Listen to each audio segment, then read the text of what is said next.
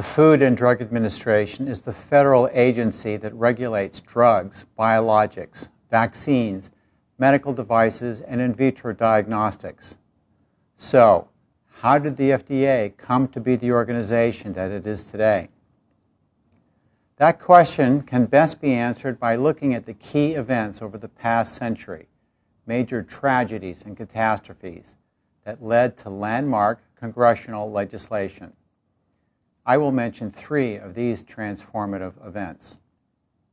In 1906, Congress passed the Pure Food and Drugs Act in response to public outcry against the food adulteration and quack remedies that had been described in Upton Sinclair's novel, The Jungle, and in Collier's magazine's exposés.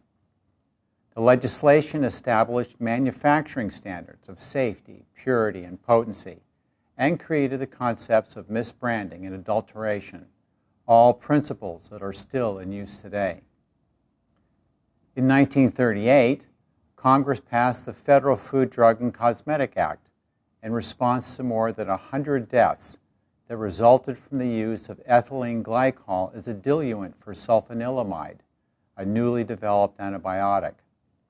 This act, which is still in effect today, created a safety standard for the approval of new drugs.